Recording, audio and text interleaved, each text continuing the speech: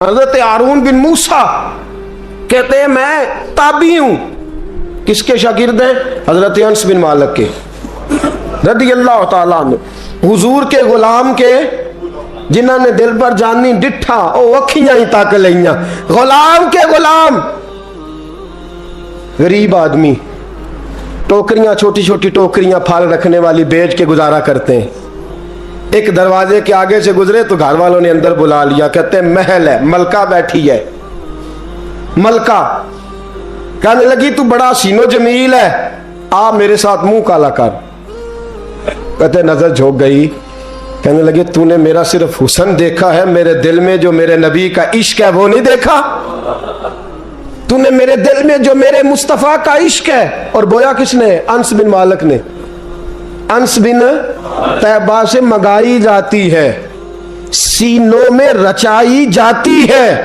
तौहीद की मैं प्यालों से नहीं नजरों से पिलाई जाती है। मैंने अनस बिन मालिक से फैज लिया मोहब्बत का। कहने लगी जितने पैसे तू कहेगा, इतने पैसे।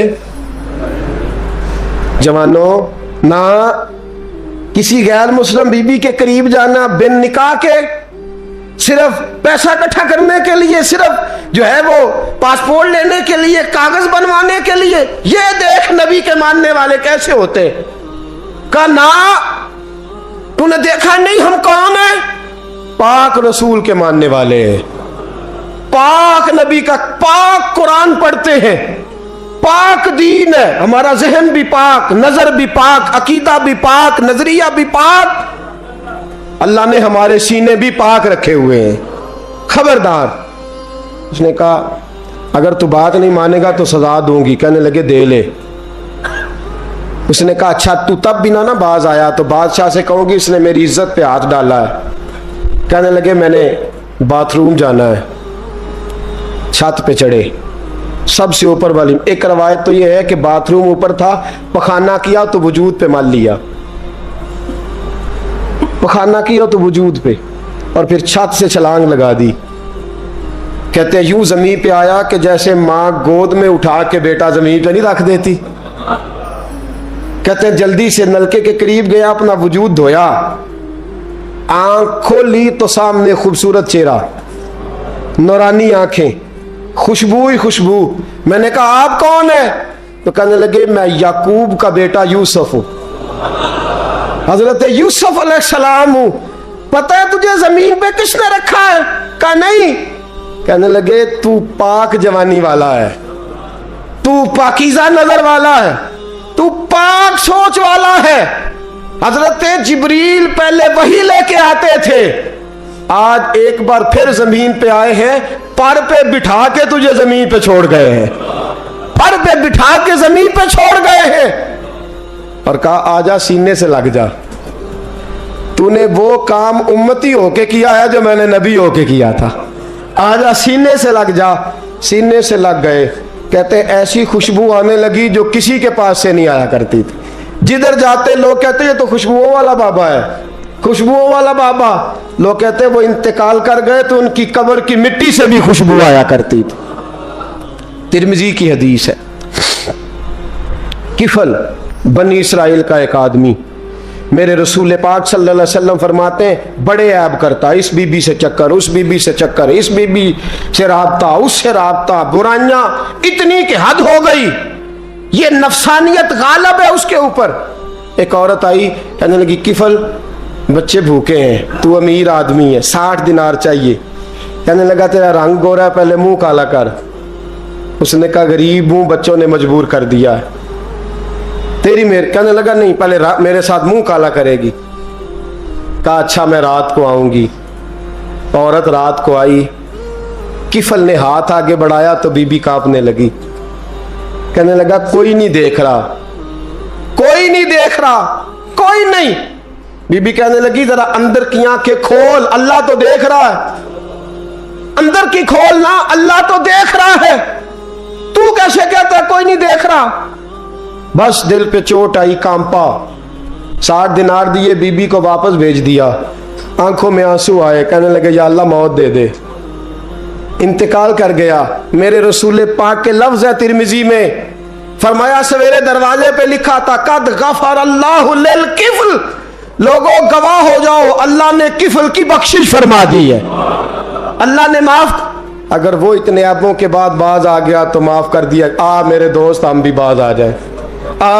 जब जुमे की नमाज में सर सजदे में रखे तो कह या अल्लाह उम्मत की सारी बेटियां मेरी बहनें हैं, या अल्लाह सारी बहनें मेरी बहनें हैं। ऐ अल्लाह मैं जिसको देखूंगा बहन की नजर से देखूंगा, जिसको देखूंगा बेटी की नहीं। और याद रखें रसूल पाक सल्लल्लाहु अलैहि वसल्लम ने फरमाया जिसको नमाज में मजा नहीं आता, जिक्र में मजा नहीं आता, वो नजर पाक कर ले। अगर नजर पाक हो गई तो इबादत में दिल लगने लग जाएगा। हदीस है, दिल लगेगा। और लित्तय्यबीन लित्तय्यबात, अगर तू पाक रहेगा तो तेरा घर भी पाक रहेगा, अगर तू पाक है तो तेरा बिस्तर भी। कुरान का फैसला है, मैं नहीं कहा। लिल खबीसीन लिल खबीसात, अगर तू गंदा है तो मत उम्मीद रखना कि तेरे घर में पाकीज़गी रहेगी। जैसी करनी वैसी भरनी पर बात आइंदा जुमे करूंगा, लेकिन ये इतनी सी बात याद रखे। फरमाया कुरान ने कि पाक मर्दों के लिए पाक औरतें होती हैं और खबीस मर्दों के लिए। ये कुरान कह रहा है, मैं नहीं कह रहा, कोई कौल नकल नहीं कर रहा। गंदे मर्द और उनके लिए और पाक मर्द। इखलाक की बात नहीं की, इखलाक बुरे हो सकते हैं औरत के, कोई कुछ भी हो सकता है, लेकिन अगर तू जिंदगी पाक गुजारेगा तो तेरे घर में आने वाली बीबी इस हवाले से वो भी बेहया नहीं होगी, उसका भी किसी मर्द से चक्कर है। तो अगर तू पाक औरत और अपने बच्चों को पाक मां देना चाहता है तो पाक हो जा, ये कुरान ने कहा है। मुल्ला रूमी कहते एक शख्स था, बड़ा नेक आदमी, सुनार का काम करता था, बड़ा नेक और बड़ा लोगों का, गरीबों का ख्याल रखने वाला। छोटा सा बच्चा उसने उठाया, बेचारा लावारस था, घर लाया, पाला। उसकी बीवी ने मां बन के बच्चे को पाला, जवान हो गया। वो सुनार कहता है जिंदगी भर नजर खराब नहीं हुई, पता नहीं क्या जुर्म हुआ, बुढ़ापे में औरत के हाथ में चूड़ी डालने लगा तो उसकी नर्मो नाजो खूबसूरत कलाई ने मुझे मायल किया, शावत के साथ हाथ रखा, बस हाथ रखा, घर गया तो बीवी दरवाजे पे खड़ी है। मैंने कहा क्या हुआ, दरवाजे पे खड़ी है? कहने लगी सच बता तूने आज कोई गुनाह किया है, सच बता तूने कोई जुर्म किया है। मैंने कहा क्या हुआ? कहने लगी वो बच्चा जिसे मैंने मां बन के पाला है, आज उसने गंदी नजर से मेरा हाथ पकड़ लिया था। मैंने तो उसे कहा कि तू मेरा बेटा है तो मेरा हाथ, तूने क्या जुर्म किया है? वो शख्स सजदे में गिर गया, कहने लगा अल्लाह मेरी बच्चियों की हिफाजत कर ले, अल्लाह आज के बाद ये जुर्म नहीं करता, मेरी बीवी की हिफाजत फरमा, मेरे घर को संभाल, आज के बाद नहीं करता। अभी दुआ करके उठा नहीं कि वो नौकर गुलाम, वो ले पालक बच्चा पीछे खड़ा हो गया। कहने लगा आका मुझे पता नहीं चला कैसे जुर्म हो गया, मैंने अपनी माँ से भी माफ़ी मांग ली है, खुदा से भी मांग ली है, आपसे भी मांगता हूँ। उसके मुंह से माफ़ी के जुमले निकले, धड़ाम से ज़मीन पे गिरा, उसकी रूह परवाज कर।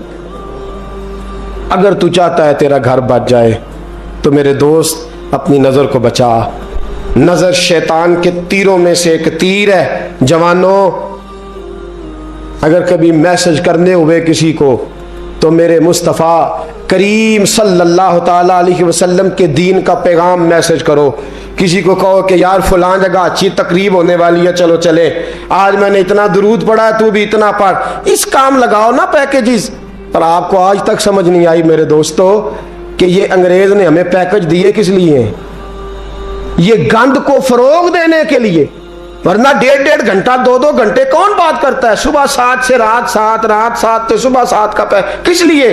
वो चाहता है नौजवानों कि तुम्हें नबी पाक का इश्क से तुम्हारी तार तोड़ के तुम्हें औरत के दामे फरेब में उलझा दे, तोड़ दो उसकी सारी चालें, नाकाम कर दो उसके सारे हरबे, नजर पाक कर ले, रूह पाक कर ले। और जिन लोगों का काम ही खवातीन के साथ मुलाकात का है, खुदा रहा अल्लाह से डरो।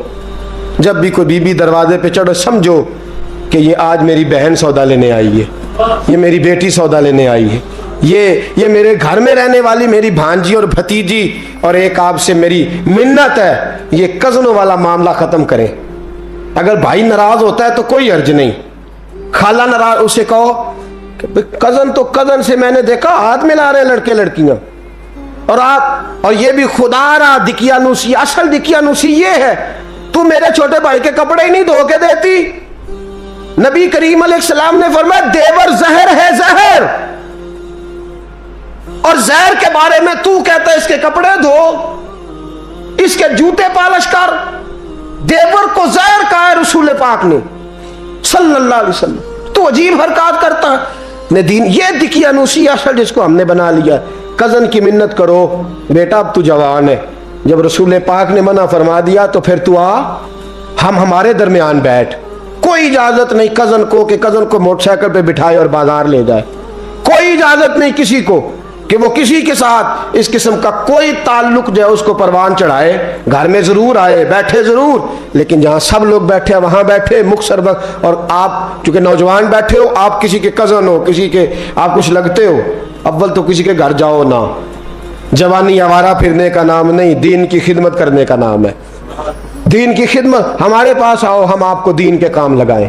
हमारे पास आओ, हम आपको अल्लाह रसूल के काम लगाएं, आपको बतलाएं कुरान कितना पढ़ना है, इसको दुरुस्त करो, तलफ़ुज़ ठीक करो, जरूरियात दीन सीखो, दीन के मामलात में दिलचस्पी, नात सीखो, कुरान सीखो, इबादत सीखो, अपने वक्त को बचाओ और जाना ही कम कर दो। और अगर जाओ भी कभी खाला से मिलने, चाचू से मिलने, अंकल से मिलने, फुफ्फी से मिलने, तो ज़रूरत के तहत जाओ, ज़रूरी काम करो और लौट आओ। हिफाजत करो, सामने गड़ा हो तो कोई छलांग नहीं लगाया करता, सामने गड़ा देख के छलांग लगा के कहते हो मैं उलझ गया हूँ। खुदा रहा, इस चक्कर से बच जाओ। वकुल्लिल मुमिनीना यगुद्दु मिन अबसारिहिम, अल्लाह फरमाते हैं हबीब इनसे फरमाइए कि मोमिनो नजरें झुका के रखो। वयहफज़ू फुरूजहुम, अपनी शर्मगाह की हिफाजत करो। ज़ालिका अज़का लहुम, ये बड़ी पाकीज़ा बात है। इन्नल्लाह खबीरुम बिमा यस्नऊन, बेशक अल्लाह तुम्हारी हर बात से बाखबर है। हमेशा मिदहत खैरुल आदाम में गुजरे दुआ अल्लाह के बंदे के लिए, नबी पाक अलैहिस्सलाम के गुलाम के लिए ज़रूरी करार दिया है। वो तीन खूबियाँ हैं, सादगी, आजिज़ी और कनात। जिस आदमी के अंदर ये तीन बातें पाई जाती हैं कि वो सादा भी हो, इज्जो इनकिसार वाला भी हो, और जो चीज़ें अल्लाह ने उसे दी हो उस पर उसकी कनात भी हो, वो राज़ी भी हो, तो ऐसे शख्स पर अल्लाह तबारक व तआला की खास रहमत नाजिल होती है। जिस बंदे के अंदर ये सलाहियतें पाई जाएं। हम देखते हैं कि इस जमाने में सादगी, आजी और कनात वाला पहलू खासा मुश्किल होता चला जा रहा है। कोई भी बरादरी हो, कोई भी कबीला हो, कोई भी इलाका हो, लोगों को अपना आप दिखाने का बहुत शौक होता जा रहा है। मैं भी हूं, मुझे भी मानो, मेरी भी सुनो और मेरी भी तारीफ करो, मेरी तरफ भी तवज्जो करो, ये माहौल बन गया। अगर आप सादगी वाले नहीं होंगे तो फिर आपने कुछ चीजें उधार की ओढ़ी होंगी जो असल नहीं। सादगी जो होती है वो असल होती है, असल रूप होता है आदमी का। अगर आपके अंदर सादगी नहीं होगी तो फिर आपने कुछ चीजें ऐसी अपने ऊपर लागू कर रखी होंगी जो आपका असल नहीं। तो जब आदमी असल से हटता है तो बेसुकून होता है। अल्लाह तबारक व तआला ने मुंह में दांत बनाए हैं तो ये असल है। इनके अंदर धागे के बराबर भी कोई चीज चली जाए तो वो बेचैन कर देती है, क्योंकि वो असल नहीं होती। तो जब आप सादगी में रहेंगे तो असल जगह पे रहेंगे, असल जगह पे, फिर आप तकलीफ में मुब्तला नहीं होंगे। आजिज़ी का मतलब ये होता है कि आप अल्लाह के किसी बंदे को हकीर ना समझें, छोटा ना समझें, जलील ना समझें। एक होती है एहसासे कमतरी कि समझना कि मैं माली तौर पे मेरे पल्ले कोई शय नहीं है, देखो कितना, ये एहसासे कमतरी है। आजिज़ी ये होती है कि ये ना समझ ले बंदा कि मेरे अंदर सलाहियत ज्यादा है, ये कमी है, ये छोटा है, ये निकम्मा है, ये बिल्कुल गुनाहगार है, ये तकब्बुर है। आजिज़ी से रहें, अल्लाह के हर बंदे को अपने से अफजल समझें, आजिज़ी के साथ रहें, कनात ये है कि आपको जो अल्लाह ने दिया है समझें कि मेरा रब सबसे ज्यादा मेरे ऊपर ही मेहरबान है, उसने जो मुझे दिया है वो किसी और को नहीं दिया। ये शुक्र के तौर पर, तकब्बुर के तौर पे ये भी नहीं। कनात करें। आजिज़ी जब आपके अंदर होगी, सादगी होगी, तो जिंदगी इत्मीनान से गुजरेगी, सुकून से गुजरेगी। और आजिज़ी और सादगी का ये वाला तर्जुमा नहीं कि जिस बंदे ने मैले कपड़े डाले हो आप समझे कि ये बड़ा सादा आदमी है जी, हफ्ता आया ना आया नहीं तो सादा है। ये सादगी नहीं होती। नफासत तो हुसैन है इस्लाम का। नबी पाक सल्लल्लाहु अलैहि वसल्लम ने एक मालदार आदमी को फटे पुराने कपड़े पहने हुए देखा था तो हुजूर ने मना किया था। फरमाया अगर अल्लाह नेमत देता है तो बंदे पर उसका असर देखना भी पसंद फरमाता है। अच्छे कपड़े छोड़ दें तो आप सादा हो गए, ये मतलब नहीं। बहुत सारे गरीब लोग भी सादे नहीं होते, जो हर वक्त कहता रहता है मैं किसी चौधरी को कुछ नहीं समझता, तो वो सादा है। जो कहता रहता है कोई नहीं मेरी नजर में, मैं आप बड़ा सियाना हूं, फलाना बंदा आया तो मैंने लाजवाब कर दिया, दो बातें नहीं फिर वो कर सका आगे से, तो आप सादे? आप तो बड़े महान तेज आदमी है भाई, आप तो अपनी करामत सुना रहे। सादगी, सादगी का मतलब है बेतकल्लफ जिंदगी जिसमें कोई तकल्लुफ ना पाया जाए। जो बंदा हो वही वो बयान करे, ये सादगी है। ये सादगी के खिलाफ है कि आप जो नहीं है वो आप। मेरा एक तजर्बा है, इसको आप कुरान और हदीस का निचोड़ ना समझिएगा, मेरी जाती बात है तो इसको जादी रहने दीजिएगा। कभी कभी मैं परेशान होता हूं। आप किसी की दावत खाने जाए ना, वो अकीके की हो, वलीमे की हो, कोई भी हो, अच्छा जब आप खा लेते हैं ना तो फिर वो आदमी मुतालबा करता है कि आप उसकी तारीफ करें, फिर उसका ये मुतालबा होता है। वो बिल्कुल मेरी तरह का देहाती भी हो तो कहता है मैं मुंडिया नूं कल आख्या कि लियाओ फिर कोई कट्टा चंगा तगड़ा जिहा, अज जी आखन ना कि जनाब एदी दावत सी ते इस पकाए कुछ नहीं। वो फिर जिसले कट्टा एडा वधिया लिया के नाई अगे रखिया तो उन्हें पहली बारी इंज दा वेखिया सी, उन्हें फिर बनाया कि कमाल कर छड़ी। मुतालबा क्या है उसका भला? तुहानू आखे कि जिंज दी तुसां रोटी पकाई मैं कदे नहीं खादी। ये हर आदमी का मुतालबा, हर आदमी। जनाब मैं सवेरे गया हूं तो ताजी सब्जी स्पेशल आपके लिए मैं लेके आया हूं, और ये वो वाली लाया हूं जो मिलती नहीं थी पूरी दुनिया से, सिर्फ मुझे मिली है। तो ये आजिज़ी नहीं, ये सादगी नहीं, ये बनावट है। ये मैं अमीर गरीब, ये सारे लोग ये काम करते हैं, सारे। जो हम नहीं वो हम बन के दिखाते हैं, जो हम हैं नहीं वो हम बनते हैं। उसका नुकसान ये होता है कि जब वो चीज जो असल नहीं होती वो आती है तो तकलीफ देती है। नबी पाक अलैहिस्सलाम की जिंदगी सादी थी। किस तरह की सादी थी? दो जुमले, हजरत अब्दुल्ला इब्ने अब्बास के दो जुमले और बात खत्म कर दी। फरमाते हैं मेरे रसूल पाक अलैहिस्सलाम की जिंदगी सादी थी। ये कैसी सादी थी? फरमाते हैं जो मिलता था हुजूर पहन लेते थे, जो सामने आता था खा लेते थे। कोई तकल्लुफ नहीं कि मैंने ये नहीं खाना, ये खाना है, ये नहीं लेना, ये लेना है। ये मिजाज नहीं, तबीयत नहीं। हमारी तो पसंद नापसंद होती है ना। हुजूर को कद्दू ज्यादा पसंद था, ये तो आपको हदीस में मिलेगा, ये तो मिलेगा।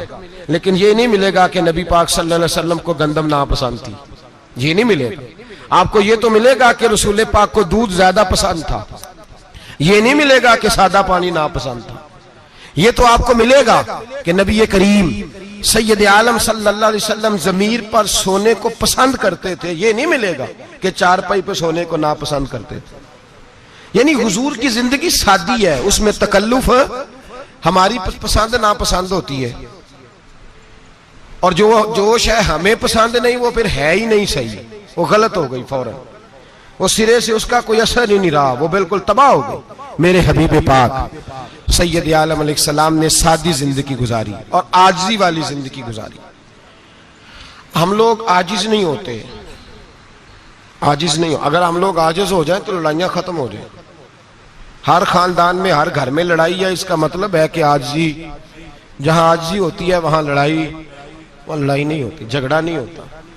हमारा भाई से, भतीजे से, भांजे से, बीवी से, ससुराल वालों से, रिश्तेदारों से, भाइयों से अगर इख्तलाफ चल रहा है और हर जगह चल रहा है तो सारी जगह तो गलतियां नहीं ना पाई जाती, कहीं हमारी भी गलती होती है।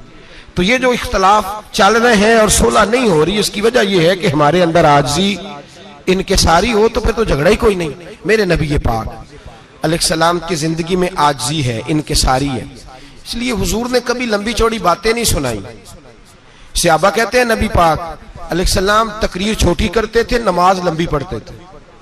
तकरीर, नमाज, हमारी बातें लंबी और नमाजें अल्लाह अकबर, उल्ट बिल्कुल सिलसिला। नबी पाक अलैहिस्सलाम ने सादगी, आजिज़ी को अपनाया। बहुत गरीब आदमी, बड़ा माड़ा बंदा जो 100 रुपया दिहाड़ी लेता है, और बाहर जब वो दिहाड़ी करने गया है तो वो शाम को जब उसने ना समेटा है ना वो सीमेंट और रेत और वो सारी चीजें, तो वहां वो झाड़ू फेर के आया है। फेरते हैं ना जी मजदूर झाड़ू, ये काम वो करने को तैयार है, पर अपने घर में आके झाड़ू देने को तैयार नहीं हुए, इसलिए कि ये उसकी मर्दानगी के खिलाफ है। बाहर जब वो गया है, किसी होटल में काम कर रहा है, टाई पैंट कोट पहन के वो बड़ा अच्छा, वहां अगर उसको बर्तन धोने पड़े तो धो लिए, बल्कि अगर नाराज ना हो जाए बाहर रहने वाले साथी, तो ढेरों लोग बाहर जाके होटलों में बर्तन मांजते हैं, लेकिन वहां उनके रोब को, उनके नाम को कोई धब्बा लगता, लेकिन घर के अंदर जिस बर्तन में उन्होंने खुद रोटी खाई है, अगर उनको ये कह दिया जाए ना कि ये धो लो, तो फिर तो तलाक तक नौबत आ जाती, फिर तो मसला खराब है। फिर तो हो सकता है कि बीवी की अम्मा की भी खैर ना हो, तुझे उसने सिखाया ही कुछ नहीं, मुझे ही तूने कह दिया उठ जा। ये हमारा हाल है, और है हम सारे आजिज़ मिस्कीन, है हम सारे माड़े गरीब, ये सारा अपनी जगह तय। लेकिन जहां डटना है, बल्कि यूं समझ लें कि जहां रोब ना चला वहां मिस्कीन हो गए, और जहां चल गया अब बादशाह हो गए। मेरे रसूल पाक सैयद आलम अलैहिस्सलाम का उसवा नूर सुनो, सैयदा तैयबा ताहिरा हजरत आयशा सिद्दीका रदी अल्लाह ताला अन्हा फरमाती हैं, हुजूर घर में आते, अगर घर के अंदर झाड़ू देने वाला है तो मुस्तफा ने उठा के काम करना शुरू कर दिया है। ये मामूली बात नहीं। अगर हजरत फातिमा ज़हरा की चक्की पीसने के लिए फरिश्ते आ सकते हैं, तो रसूल पाक के घर का काम करने के लिए भी आ सकते हैं, लेकिन मेरे नबी पाक सल्लल्लाहु अलैहि वसल्लम घर में अपने कपड़े धो लेते, फट जाते तो हुजूर सी लेते। यहां तक कि हजरत आयशा फरमाती है, एक दिन हुजूर ने कहा खाना पकाओ, तो मैंने कहा कनीज आटा गूंद रही है। नबी पाक ने मालूमात की तो पता चला कि वो कनीज तो जा चुकी, बीमार थी। फरमाती है हुजूर ने अपने दस्ते मुबारक से आटा गूंदा, नबी पाक ने गूंदा, नबी पाक ने। लगे जो मजदूर शाह ऐसा, न धुन न दौलत सरबराह ऐसा, अर्श नशी का जमी पे घर है, मेरा पैगंबर अजीम तर है। नबी पाक ने आटा गूंदा, और आटा गूंद के फरमाया आयशा आओ रोटी पका दो, मैंने आटा गूंद दिया है। ओ भाई मैं बहुत बड़ा नवाब हूं मैं आजिज़ मिस्कीन, लोगों की मैं कमियां कोताहियां सुनाता हूं, लेकिन अगर जरा सा भी हाथ हिलाना पड़े तो उस वक्त ना जहां रोब चलता है वहां तो चलाना चाहिए ना। जितना हमारा दबदबा बनता है, आजिज़ी, इनकिसारी, ये इंसान को संवारती है, ये उसको सुकून देती है, ये उसके अंदर पैदा करती है वो चीज जो उसे अल्लाह के करीब करती है। अगर आप बड़े हैं तो फिर आप बड़े ही रह जाएंगे, बन कुछ नहीं सकेंगे। अगर आप में तकब्बुर है तो फिर अना का बुत कायम हो जाएगा, बन कुछ नहीं सकेंगे आप। हर आदमी को अपना आप दिखाने का शौक है, बनाने का शौक है, शोहरत, नाम बरी, अपने आप को जाहिर करना, बताना।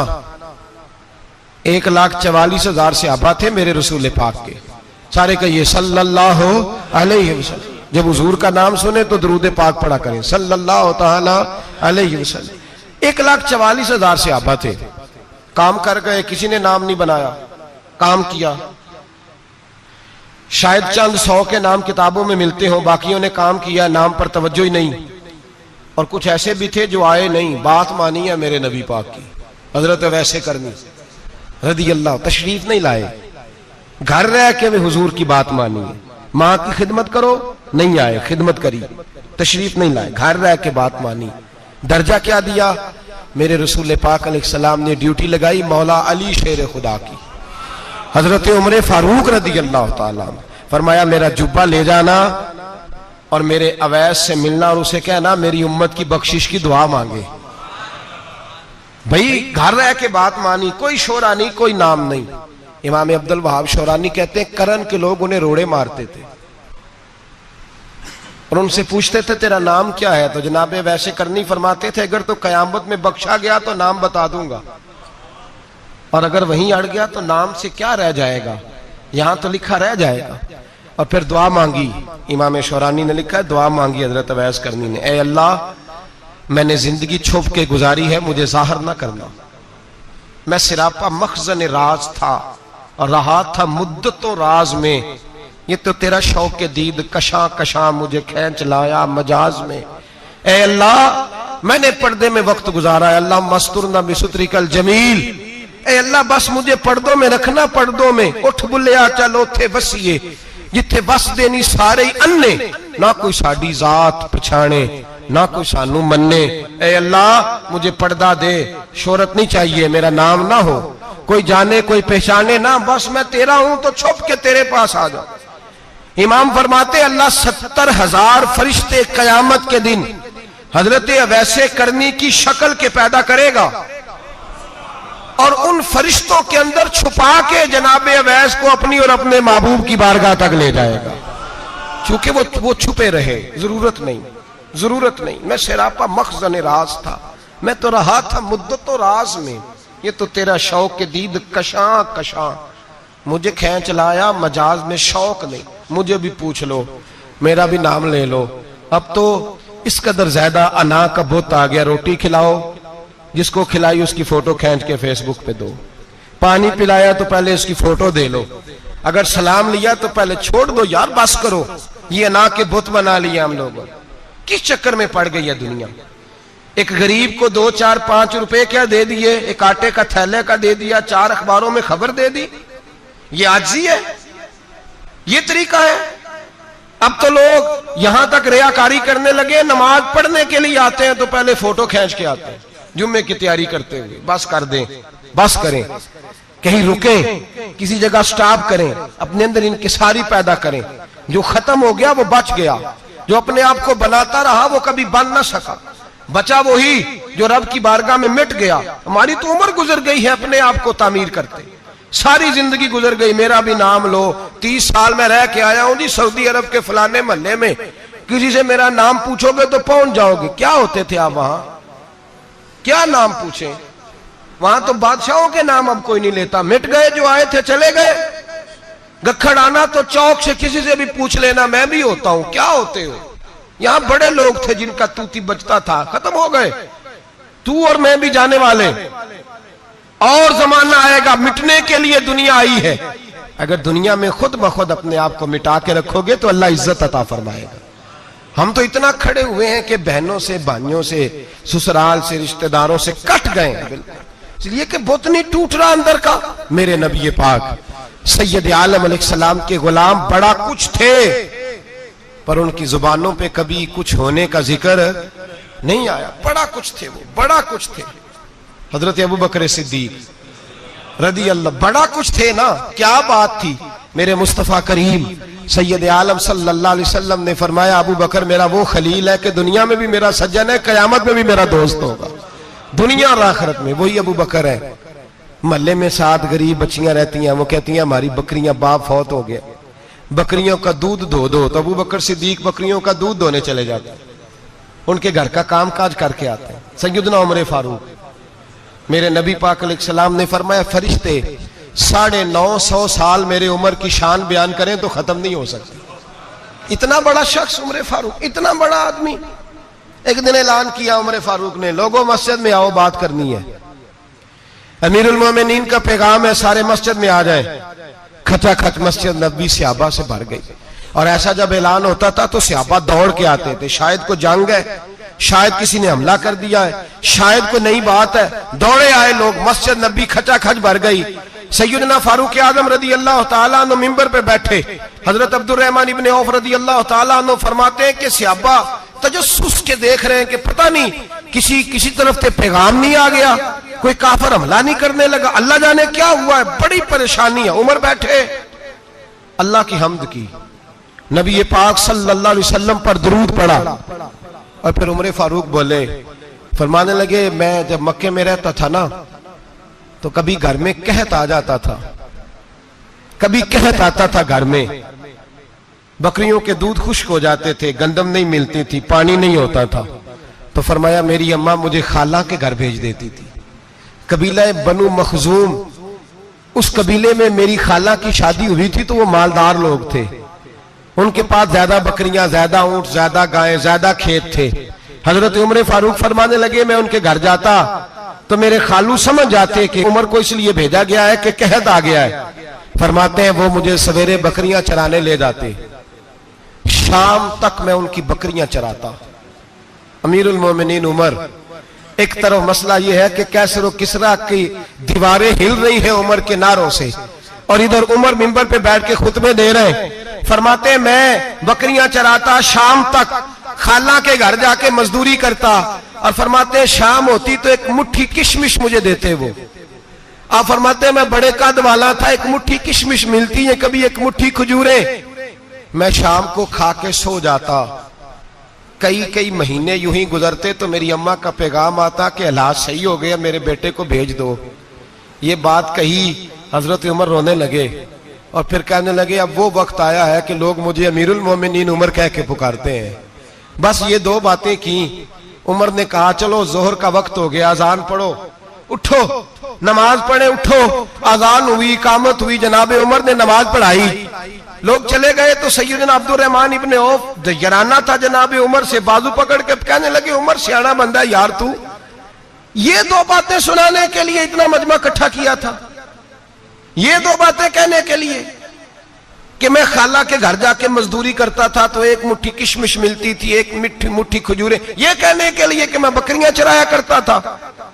तो हजरत उमर फारूक रदी अल्लाह ताला अन्हु फिर रोए, फिर आंखों में आंसू आए। कहने लगे, अब्दुर रहमान आज ना मिस्र शाम से कुछ लोग आए थे और वो बता रहे थे कि उमर तेरा डंका वहां भी बड़ा बजता है। वो मुझे कह रहे थे तेरे नाम के वहां भी बड़े दबदबे हैं, बड़े तज़किरे हैं। तो मेरा नफ्स मुझे कह रहा था, उमर देखा देखा तू यहां बैठा है और वहां तेरे नाम का शोर हो रहा है, मुझे इसने बड़ा किया है। तो मैंने आज मुस्तफा के सारे गुलाम इकट्ठे करके अपनी औकात बता दी है। मैंने अपनी औकात बताई है कि मैं कुछ नहीं, कोई शय नहीं, कोई चीज ही नहीं, असी किसी से कुछ नहीं जे लगदे, ना कोई साडा दर्दी। मैंने बताया है कि मैं तो किसी के बकरियां चरा के एक मुट्ठी किशमिश लेके गुजारा किया करता था। गुजारा मुझे मेरे कुछ साथी ना ले गए गुजरांवाला, सर्दियों के मौसम में मुझे कहने लगे स्वेटर पसंद कर लें अपनी मर्जी का। तो मैंने कहा यार मुझे तो वही मजा आता है जो मेरी अम्मा क्रोशिये से बनाया करती थी, वही। वो पहले अब्बा पहनते थे, फिर वही स्वेटर बड़ा भाई पहनता था, फिर हमारे खाते में आ गया। और फिर उसकी तारीफें होती थी गुर्बत छुपाने के लिए, उसकी तारीफें होती थी, बड़ी बड़ी मेहनत से बना है जी, क्या बात है, बड़ा गर्म है, तो अब छोटे भाई को दे दिया जाए। हमने कहा वो वही जमाना देखा है, वही रंग देखा हुआ है और उस पर फख्र है।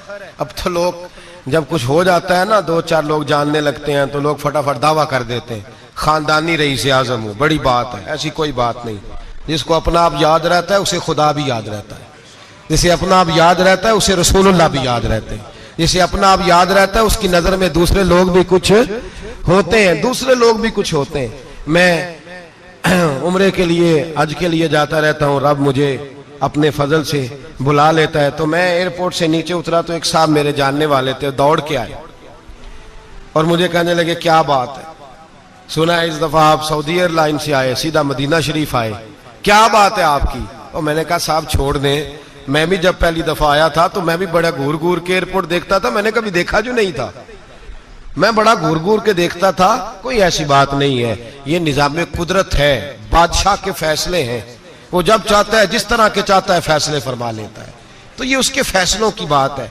हम लोग ना जिस हैसियत पे होते हैं वहीं रह जाते हैं, पिछली बात भूल जाते हैं, इसलिए हम चाहते हैं जो भी हमें मिले झुक के मिले, जो भी आए, और ये मेरा आपका सबका मुश्तरका मामला है। मेरे नबी पाक सल्लल्लाहु ताला अलैहि वसल्लम ने सहाबा से पूछा, तुम्हें बताऊं जन्नत के बादशाह कौन होंगे?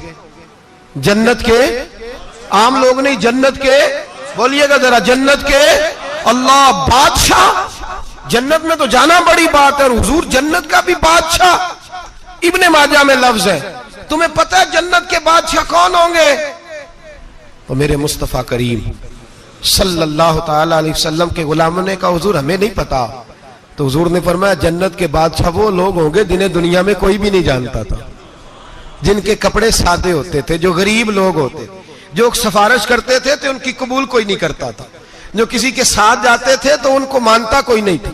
वो जन्नत के बादशाह होंगे, बादशाह। और फरमाया क़यामत के दिन जब लोग उन्हें देखेंगे तो उन पर फख्र करेंगे, रश्क करेंगे, कहेंगे क्या बात है तुम्हारी। यहां तो शौक ही बड़ा है, गरीबों ने भी पोस्टर बनाए हुए हैं, डाकुओं, लुटेरों, चोरों की तस्वीरों के साथ लगवाए हुए, अपने आप को बड़ा करने के लिए। आज ही इख्तियार करें, आज ही इख्तियार करें, अपने आप को मिटाने की कोशिश करें। रब करीम के बंदे आगे बढ़ बढ़ के अपना आप दिखाते नहीं, बड़ा शौक है, पहले फोटो खिंचा लो, बाकी बातें बाद में होंगी, पहले वीडियो बना लो, बाकी कुछ और बाद में होगा। पहले अब तो परसों तरसों मुझे एक मौलाना कहने लगे कि आपसे मैंने, वो यहाँ जुमा पढ़ने आते हैं कभी कभी, मेरे दोस्त हैं, कहते हैं आपसे मैंने सुना था कि अगर कोई, उस नबी पाक का फरमान है, अगर कोई नजराना दे तो उसको ले लो, अगर कोई तोहफा दे तो उसको, हुजूर ने फरमाया ले लो अगर तुम्हें को देता है, अपनी मर्जी से, मांगना मना है, कुछ दे दे तो ले लो, वरना एक वक्त आएगा तुम मांगोगे तुम्हें मिलेगा नहीं, जब को दे दे तो ले लो। कहने लगे आपने कहा था को दे दे, तो उस वक्त से मैं, कोई सूट देता है मुझे मेरी मस्जिद का नमाजी तो मैं ले लेता हूं, कोई मुझे कोई और शय देता है तो मैं आपसे सुन के, तो अगर मेरी मस्जिद का नमाजी सूट पकड़ाते साथ फोटो भी खींचे तो फिर मेरे लिए क्या हुक्म है? वो खुशबू की डब्बी देते हुए साथ फोटो भी खींचे, फिर मेरे लिए क्या हुक्म है? कहने लगे रमजान में ये हाल हुआ है कि लोग कपड़े दे रहे थे और फोटो खींच रहे थे, क्या चक्कर है, कहां चले गया? गरीब आदमी की इज्जत नफ्स को कुचल डाला पकड़ के। एक जोड़ा साल के बाद इमाम को दिया, उसकी भी तस्वीर खींच के फेसबुक पे दे डाली। ये हमारी आजिज़ी है, ये हमारा प्यार है, ये हमारा अंदाज है। भाई ये हम गलत रास्ते पे, गलत डगर पे चल निकले, हमें वापस आना पड़ेगा। मेरे नबी पाक अलैहिस्सलाम ने आजिज़ी को पसंद किया। हुजूर शोहरत से, नामवरी से दूर रहते, नबी पाक अलैहिस्सलाम ने आजिज़ी, इनकिसारी और सादगी और कनात इनको अपना के रखा, सीने से लगा के। ये नहीं कि माल नहीं आया, बहरीन से लाखों दिनार आए हुजूर के जमाना ज़ाहिरी में, तबूक के बाद फतुहात हुई तो लाखों दिनार आए, लेकिन हजरत आयशा कहती है हमारे घर में 4 दिन के बाद ही रोटी पकी है, हमने एक वक्त ही खाना खाया, लाखों रुपया आया है, पर हमारे घर के अंदर जो खाना आया है वो सिरका ही आया है। हमने रात अगर रोटी बच गई है तो सवेरे उठ के रात वाली खाई है। हमारे घर के अंदर वही हालात रहे, इसलिए कि मेरे नबी पाक अलैहिस्सलाम ने फरमाया मैं तुम्हारी दुनिया से हासिल करने नहीं आया, मैं तो मुसाफिर की तरह वक्त गुजारने आया। हम ज्यादा के चक्कर में निकले तो बड़ा कुछ कुचल के आ गए। बड़ा कुछ आजी जब पैदा होती है, इनकिसारी जब पैदा होती है, जब तवाज़ो आती है, फिर इंसान बनता है, फिर वो समझता है, फिर उसके अंदर तब्दीली आती है, फिर वो। और बुजुर्ग फरमाते हैं आजी वाले को नमाज में भी लज्जत आती है, वरना तो किसी ने पूछा था, एक शायर इस्लामाबाद में रहते थे, तो उनसे किसी ने पूछा कि आपका शहर किस तरह का है? उन्होंने कहा मेरा उस शहर अदावत में बसेरा है जहां लोग सजदों में भी लोगों का बुरा सोचते हैं। मेरा उस शहर अदावत में बसेरा है जहां लोग सजदों में भी लोगों का, नमाज पढ़ते हुए कहते हैं देखो कितनी बू आ रही है इससे, कपड़े नहीं बदल के आया, नमाज पढ़ते हुए भी साथ वाले के बारे में बुरा सोच रहे हैं। जब आजी सैयद अहमद कबीर रिफाई रहमतुल्लाह ताला अलैह, ये सिलसिला रिफाइया के शेख हैं, आला हजरत रहमतुल्लाह अलैह ने इनकी बड़ी तारीफ लिखी है फतावा रज़विया में। मिस्र के अंदर सिलसिला रिफाइया और शाज़िलिया, बहुत सारे लोग इस सिलसिले में मुरीद हैं। सैयद अहमद कबीर रिफाई इतने बड़े सूफी थे कि मेरे मुस्तफ़ा करीम सल्लल्लाहु अलैहि वसल्लम के रोजे पर हाजिरी देने गए। नबी पाक की बारगाह में हाथ दुआ करें, अल्लाह हम सबको वहां हाजिरी नसीब फरमाए, अल्लाह हम सबको बार बार ये मौके अता फरमाए। सैयद अहमद कबीर रिफाई हाजिरी देने गए तो जब नबी पाक के गुम्बद पे पहुंचे तो कहने लगे या रसूलल्लाह मैं कब्र देखने नहीं आया, मैं तो दीदार करने आया। हुजूर ये तो ज़ियारत में करता रहता था, दीदार करने आया। ये कह के रोने लगे। इतनी देर रोए कि मेरे मुस्तफ़ा करीम ने अपना दस्ते मुबारक कब्र से बाहर निकाल दिया। हाथ मुबारक बाहर आया और 10,000 लोगों ने देखा। कितने लोगों ने? अब यहां भी लोगों को शक होगा जी कैसे बाहर आया, तो बुखारी सुना देता हूं, मसला जरा हल हो जाए। मस्जिद नबी की तामीर हो रही थी। तामीर तो कहते हैं कि दीवार नहीं, तामीर करते वक्त ना एक दीवार गिरी, ये बुखारी के लफ्ज है। दीवार गिरी तो एक पैर बाहर आ गया। पैर को देखा तो कहते हैं हाथ रखते थे तो उसमें बिल्कुल ऐसे था जैसे खून साइडों पे हो गया, बिल्कुल जिंदा। शोर हो गया कि ये नबी पाक का कदम मुबारक है, हुजूर का। बहुत सारे लोग इकट्ठे हुए, उलमा को बुलाया, पैर देखा तो कहने लगे नबी पाक का नहीं, ये तो सैयदना फारूक आजम का है। जब ये कहा ना फारूक आजम का है तो फिर एक शोर उठा कि ये हाल है उनके गुलामों का, तो सरकार का आलम क्या होगा। ये हाल है उनके गुलामों का तो फिर सरकार का आलम। ये बुखारी है। तो जिंदा है वल्लाह, तो जिंदा है वल्लाह, मेरी चश्मे आलम से छुप जाने वाला। सैयद अहमद कबीर रिफाई इतने बड़े, नबी पाक सल्लल्लाहु अलैहि वसल्लम ने दस्ते मुबारक बाहर निकाला, 10,000 लोगों ने देखा। किसी ने हजरत सैयद अहमद कबीर रिफाई से पूछा कि बाबा इतना बड़ा दर्जा,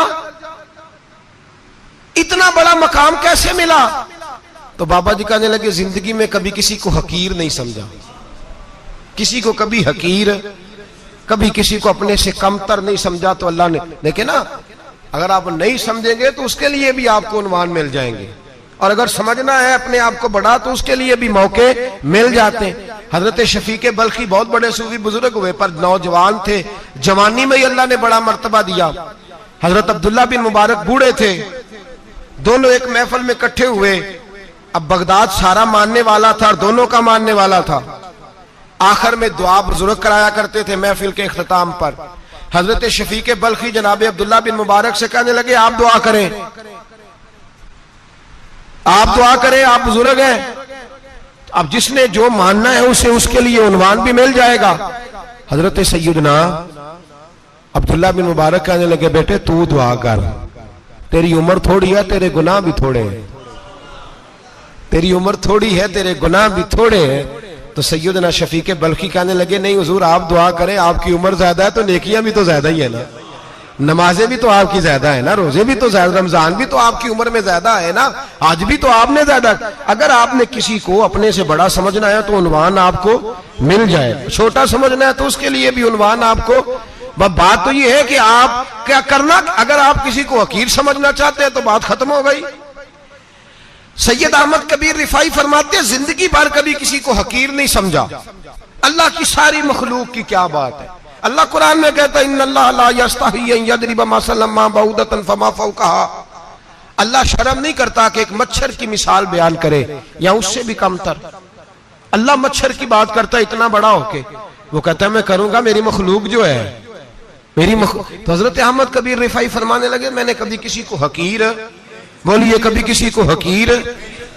हम लोगों के पास उन्वान बड़े हकीर समझने के लिए, हम समझ लेते हैं। अमीर आदमी कहता है गरीब मेहनत क्यों नहीं करता, मेहनत करे अमीर हो जाएगा। उन्वान हुआ कि ना तनकीद करने का। 4 बच्चे हैं करें कमाई अमीर हो जाएंगे। अब वो हकीर समझ रहा है गरीब को, गरीब भी अमीर को हकीर समझता है। वो भी कहता है जो इसने कमाया सारा ही हराम है, जायज एक पैसा नहीं, उसने भी हकीर समझ लिया। यानी वो ये कह रहा है कि मैं हलाल खाता हूं, ये अमीर हराम खाते हैं, तो बात खत्म हो गई। उसने भी हकीर समझ लिया, इसने भी हकीर समझ लिया। अब उन्वान ही था ना, अगर उन्वान बदल लेते तो बात बन जाती। अमीर अगर ये कहता कि मैं इस गरीब की मदद करूंगा इसलिए कि पैसे मेहनत से नहीं मिलते, खुदा के फजल से मिलते हैं, तो वो ये ना कहता कि ये मेहनत करता तो आगे चला जाता। और गरीब अगर समझता इस बात को तो ये ना कहता अमीर सारे हराम ही खाते हैं, वो कहता भाई रब ने जो मेरे लिए पसंद किया मुझे दिया, जो इसके लिए पसंद किया इसे दिया, बात खत्म हो गई, झगड़ा खत्म। उन्वान तो मिल जाएगा आपको, मुस्बत भी और मनफी भी। तो अच्छी बात नहीं कि मुस्बत इख्तियार करें। सैयद अहमद कबीर रिफाई कहते मैं गुजर रहा था, एक दिन मेरे साथ ऐसा हुआ कि मैं गुजर रहा था खेत के अंदर से, इधर भी पानी था इधर भी पानी था। होता है ना पानी पानी होता है फसलों में कई दफा। कब होता है ज्यादा पानी?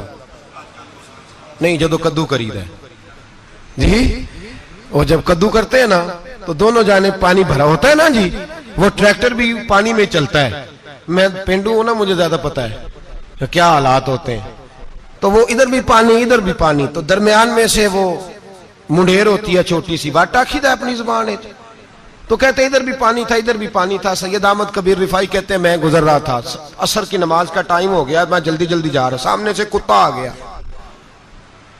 इंसान अशरफुल मखलूकात है, लेकिन वो अल्लाह का शुक्र करेगा कि उसने मुझे अशरफ बनाया है।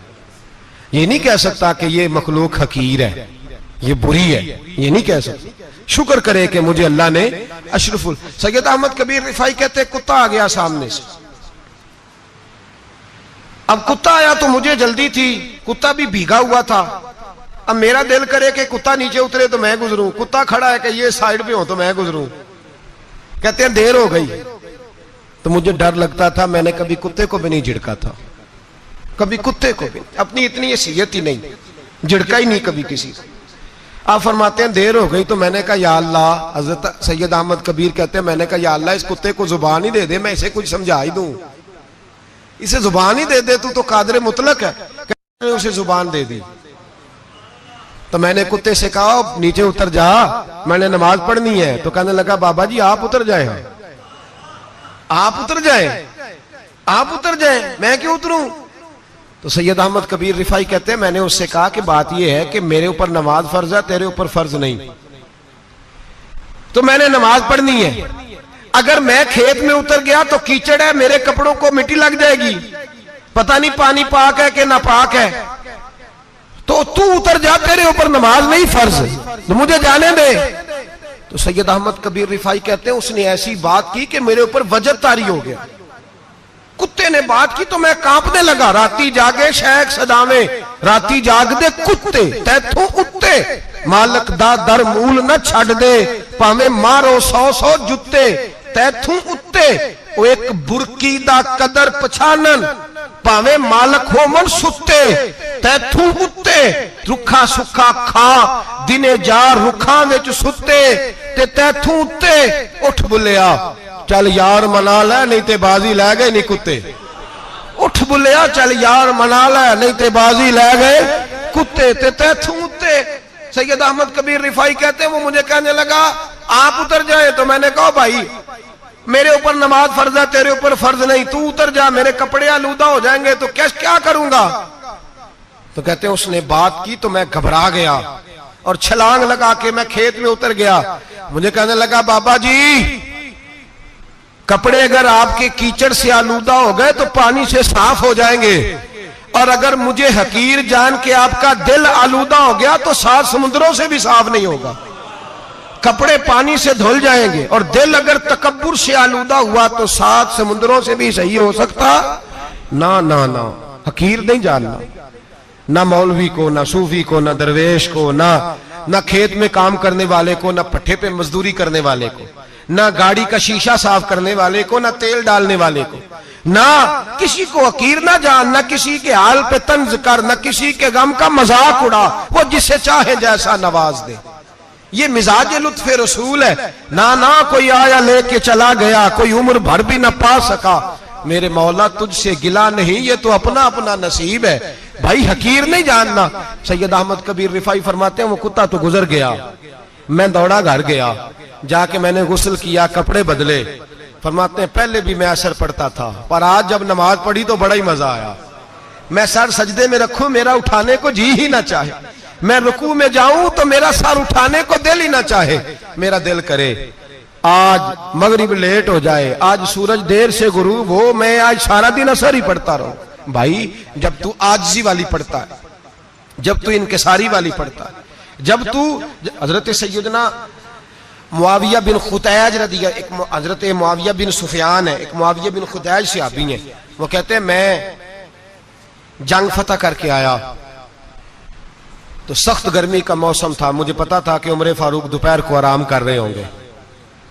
आप फरमाते मैं मस्जिद नबी में बैठ गया, एक बच्ची जनाब उमर के घर से निकली तो मुझे कहने लगी मुआविया आपका नाम है? मैंने कहा हाँ। अंदर जाके जनाब उमर को बताया तो उमर दौड़े आए, और जब आए तो सर पे टोपी कोई नहीं, पैरों में जूता कोई नहीं।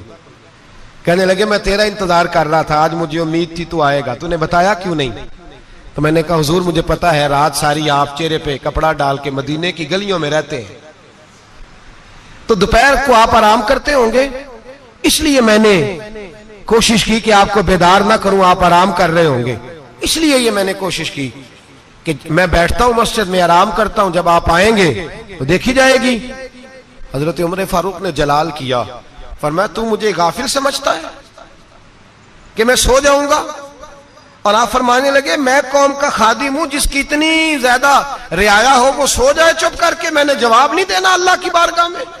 फरमाया मेरे अमीरों की तरह सोने जागने के वक्त मुकर्रर नहीं, मैं कौम का खादिम हूं, जिस वक्त भी आया करो मुझे जगा लिया करो, मुझे कब्र में जाके खुदा को भी जवाब देना है, मोहम्मद मुस्तफा को भी जवाब देना है। मेरे भाई याद रखें, जब ये चीजें पैदा, और फिर हमने इन तकल्लुफात में, मैंने कई दफा ये बात बयान की है, अब तो लोग रिश्ते करते हैं तो डीसी कॉलोनी में किराए का मकान खरीदते हैं, 2-4 गैरों की गाड़ियां मंगा के दरवाजे के आगे खड़ा करते हैं, रिश्ता हो जाता है बड़ा घर देख के,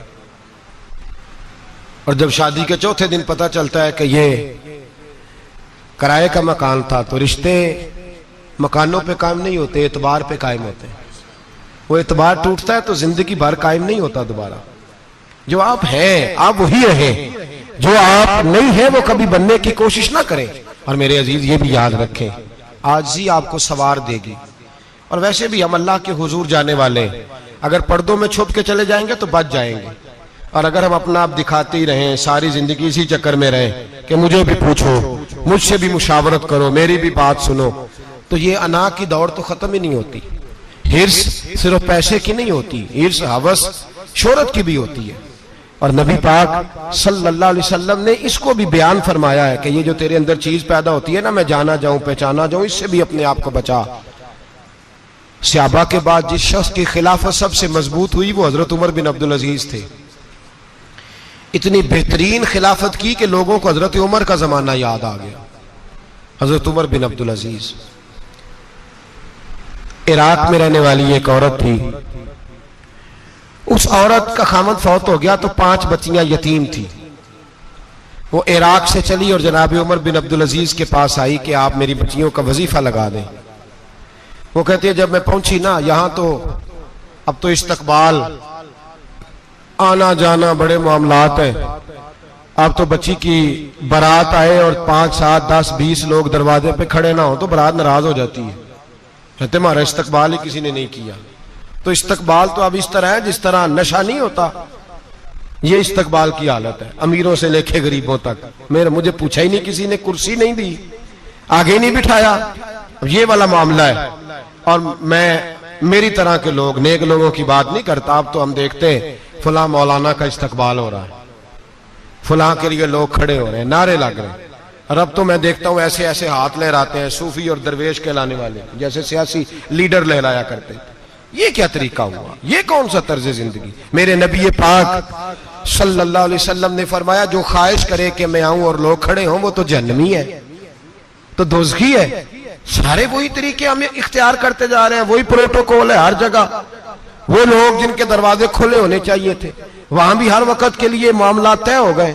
याद रखें मेरे नबी पाक अलैहिस्सलातु वस्सलाम ने जो तालीमात दी, हजरत उमर बिन अब्दुल अजीज रहमतुल्लाह ताला अलैह। औरत कहती है मैं पहुंच गई, मैंने लोगों से पूछा घर कहां है, तो कहा वो जहां बोरी लटक रही है ना बाहर, टाट का पर्दा लगा हुआ है, वो हजरत उमर बिन अब्दुल अजीज का घर है। कहती है मैं दरवाजे पे दस्तक दी, तो एक औरत ने दरवाजा खोला तो मुझे बीबी जान के अंदर बुलाया।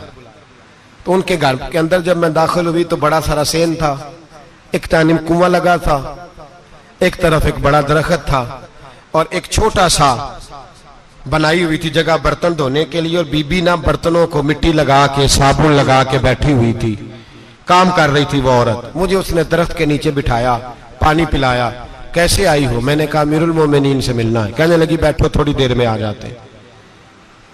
कहती थोड़ी, मैंने समझा घर की कोई मुलाजमा है, मैं बैठ गई। थोड़ी देर गुजरी, फिर दस्तक हुई, उस बीबी ने उठ के दरवाजा खोला। तो जब वो शख्स अंदर आए तो कहने लगी बड़ी देर से बर्तनों को साबुन लगा के बैठी हूं, कहां रह गए थे?